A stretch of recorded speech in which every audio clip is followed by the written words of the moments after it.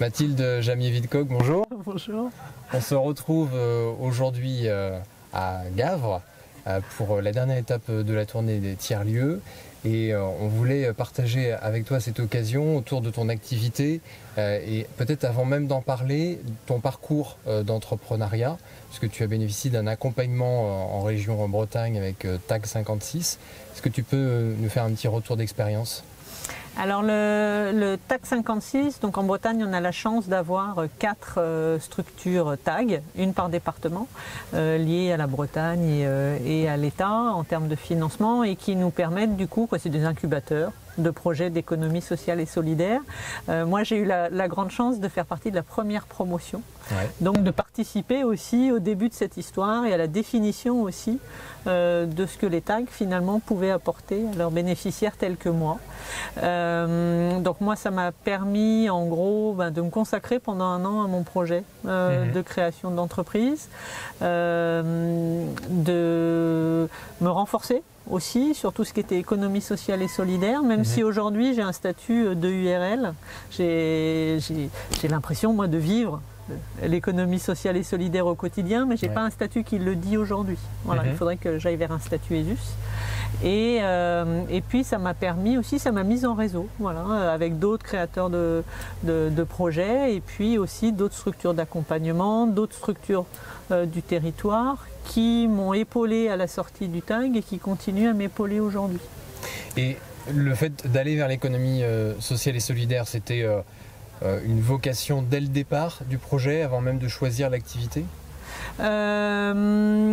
Pour moi, c'était vraiment lié au projet. C'est ce qui m'intéressait. Moi, avant, je travaillais dans la culture en plus, donc c'est vrai que j'ai pas un profil entreprise classique. Et pour moi, l'économie, de toute façon, elle a vocation à être quand même tournée aussi vers le social et le solidaire. Et du coup, moi, l'activité, c'était vraiment en lien avec les produits locaux, avec la sensibilisation aussi au changement de pratique. Et du coup, forcément, pour moi, même sans statut, je fais de l'économie sociale et solidaire au quotidien. Alors on va parler du comptoir d'ici, qui est le nom de ton entreprise. Quel est le modèle économique et l'offre ? Alors aujourd'hui, le comptoir d'ici, donc c'est une structure que j'ai créée en 2017, d'abord en EIRL, en micro-entreprise, pour pouvoir être en test et avoir la marge de manœuvre que me permettait ce statut-là. Et depuis 2020, on est passé en EURL. Et aujourd'hui, en termes de modèle économique, mais aussi modèle de gouvernance, je commence à réfléchir avec les 70 producteurs avec lesquels on travaille à quel statut serait plus adapté aujourd'hui à la manière dont on travaille aujourd'hui. Je suis vraiment une intermédiaire. Je pense que c'est pas le plus intéressant ni pour eux, ni pour moi, ni pour les clients finalement. Donc voilà, pour voir est-ce qu'on peut inventer autre chose et du coup une journée comme aujourd'hui d'être en contact avec les tiers-lieux, c'est vrai que moi ça m'ouvre aussi sur plein de possibilités. Donc c'est intéressant. Et modèle économique, c'est une entreprise, donc je finance l'entreprise par son activité, par la vente de produits alimentaires principaux, et j'ai eu la chance de bénéficier aussi de quelques subventions, notamment récemment une belle subvention de la région Bretagne pour nous permettre de développer un nouveau site, une plateforme de sensibilisation au changement de pratique par l'alimentation, qui nous permet d'avoir aujourd'hui une super plateforme avec les fonctionnalités techniques et logistiques dont on a besoin pour préparer les commandes, pour gagner du temps, pour revenir vers les producteurs avec des informations consolidées et aussi faire le travail de sensibilisation qu'on veut faire avec les clients. D'accord, donc c'est à la fois site logistique et pédagogique. Voilà. 70 producteurs qui sont dans un rayon de 70 km. À peu près. Alors aujourd'hui, on travaille au plus près. Quand j'ai démarré, on était hyper local. J'ai vu que ça faisait fuir certaines personnes. On me disait que j'étais une ayatollah du bio, donc je me suis dit qu'il fallait que je travaille là-dessus. Et finalement, je pense que prôner un changement radical, ça n'aide pas tout le monde à changer. Voilà, ça peut aussi faire peur. Donc on aménage aussi, on propose aux gens les produits au plus près. Et ce qu'on ne trouve pas en proximité, on va le chercher plus loin. Ce qui nous permet aussi d'être très rassurant et de proposer des oranges en hiver. Comme ça, les gens trouvent aussi les produits qu'ils ont l'habitude de trouver. Et ça leur préserve leur confort, mais ça leur donne quand même une marge d'amélioration. Et par rapport à la grande distribution ou même d'autres réseaux de coopératives dans le bio, le taux de produits locaux est particulièrement élevé, il est de 70% à peu près. Ouais. C'est les 3,70 en fait les chiffres de l'entreprise. Voilà, on va rester. C'est pratique à mémoriser. C'est un hasard, mais c'est pas mal. Et donc 70%, oui, c'est relativement important. Et pour la distribution, pour se différencier face notamment à la grande distribution qui fait de plus en plus de bio, il y a le drive désormais qui est proposé. Ouais, alors il y a le drive avec toujours l'accès à la même offre de produits locaux, ce qui peut être différent sur les drives classiques. Sur les drives classiques, vu que c'est des plateformes qui sont quand même centralisées en termes techniques, généralement on voit plutôt tous les produits généralistes. Sur les drives. Nous, le drive nous permet vraiment de mettre en avant la richesse justement des produits locaux qu'on propose. Après, on a un vrai problème aujourd'hui, en effet, de manière générale, c'est que les grandes surfaces parlent le même langage que nous, elles parlent de la même chose que nous, elles disent aussi quoi. Voilà, la spécificité qu'on avait quand on a démarré en 2017, elle n'existe plus, parce que toutes les grandes surfaces mettent en avant leur engagement envers les petits producteurs. Voilà. Donc on a un vrai problème aujourd'hui pour en effet expliquer quand même la différence du travail qu'on fait. Et en termes d'impact pour le territoire, parce que ça fait partie justement des points qui peuvent être différenciants, on va retrouver, donc, tu l'évoquais tout à l'heure, la pédagogie, donc un enjeu plutôt sociétal, un enjeu écologique évident sur le fait de produire bio, mais aussi en circuit court, donc avec moins de transport. Mais on pourrait rajouter à ça un autre impact qui est peut-être celui de créer aussi de l'emploi local, donc économique.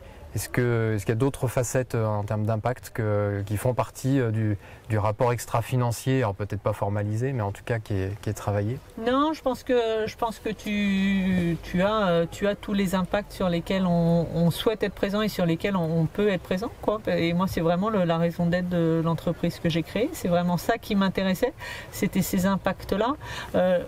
Là où on peut le dire un peu plus fort que ce que tu dis en termes d'impact sociétal, c'est vraiment de banaliser aussi, même si les grandes surfaces le font différemment, mais de banaliser l'impact individuel que les gens peuvent avoir par leur achat sur leur territoire. Voilà. Et donc vraiment conforter les gens. Aujourd'hui, je pense que je le vois même dans mes clients, le côté local, donc économique, passe avant le côté environnemental. Oui, voilà. D'accord. On peut le comprendre maintenant par rapport à l'inflation, où du coup en effet c'est un sujet immédiat. On le voit depuis un an. Finalement, et c'est vrai qu'il y a un virage qui s'est fait que moi j'ai du mal à expliquer l'année dernière, où en effet le bio a perdu en intérêt par rapport au local, mais c'est du coup vraiment conforter les gens dans la valeur de leurs gestes en fait, et dans l'importance au quotidien, et que même si c'est que des petits pains, c'est déjà ça. Et je pense en plus vraiment en termes d'impact que l'alimentation pour moi c'est un point de départ facile, et qu'une fois qu'on a commencé à se poser la question de ce qu'on mange, on se pose la question de comment on se déplace, voilà. Donc ça amène aussi derrière plein d'autres briques intéressantes. Alors tu parles de se déplacer justement, un autre engagement fort et un autre impact dans l'activité qui est le choix d'avoir travaillé avec Fil à Vélo, qui est une entreprise d'insertion pour le dernier kilomètre. Ouais, Fil à Vélo, on travaille ensemble depuis la première année. J'étais toute seule parce qu'en plus j'étais dans mon idée de test, et puis à un moment je me suis rendu compte qu'en faisant tout toute seule, je pouvais pas accepter plus de commandes, et que je plafonnais un peu, et donc je me suis posé la question de sur quelle partie je pouvais faire rentrer quelqu'un. Embaucher, c'est un engagement qui est compliqué quand on est une petite entreprise, et finalement en discutant avec Anthony qui développait Fil à Vélo, on a trouvé une solution qui m'intéressaient et qui l'intéressaient. Eux, ça leur permettait de développer leur activité aussi ils étaient d'abord sur la logistique du dernier kilomètre pour les transporteurs, et en travaillant avec nous, ils pouvaient aussi se mettre sur en effet la livraison en proximité de produits comme les nôtres. Et puis on a aussi testé, et puis on a arrêté, mais d'intégrer certains membres de son équipe dans mon processus de commande. Voilà. Et finalement, on s'est rendu compte que ça pouvait être déstabilisant pour eux. Pour les salariés qu'il avait à l'époque dans son équipe, la préparation de commande, il faut être hyper rigoureux. Et on n'a pas le droit à l'erreur. Et finalement, dans l'insertion, on laisse la place à l'erreur. Et c'est important aussi dans le cadre de la reprise d'une activité. Et nous, on était trop exigeants et on ne pouvait pas se permettre à ce moment-là d'avoir des erreurs en préparation de commande. Donc finalement, Fil à Vélo aujourd'hui ne fait que de la livraison pour nous et le fait très bien. Et c'est vraiment important pour notre activité au quotidien, nous, de participer à l'insertion de futurs travailleurs, on va dire, mais qui travaillent pour Fil à Vélo. Et puis pour nos clients, c'est important aussi de se dire que quand ils payent une livraison à domicile, ils soutiennent la dynamique d'insertion. Pour certains, c'est un déclencheur. Et dans les années qui viennent, les ambitions, les perspectives de développement, comment tu vois les choses ? Alors il y a principalement là le chantier sur lequel on va se mettre à la rentrée, parce que j'ai quelqu'un qui arrive en fin septembre. Donc on va pouvoir se mettre sur un projet auquel on réfléchit depuis 8 mois, c'est-à-dire accompagner la restauration collective face à ces obligations liées à la loi Egalim. Donc pouvoir travailler avec les cantines des écoles, des collèges, des lycées, mais aussi des EHPAD ou de la restauration privée pour pouvoir leur livrer. Alors le Egalim, malheureusement, c'est pas le local qui compte dans Egalim, c'est les labels de qualité. Et nous, on travaille en bio. Donc du coup, on va pouvoir livrer des produits bio et locaux, super bonus, aux structures de la restauration collective du territoire. Super.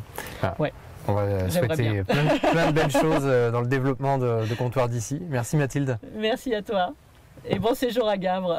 Merci.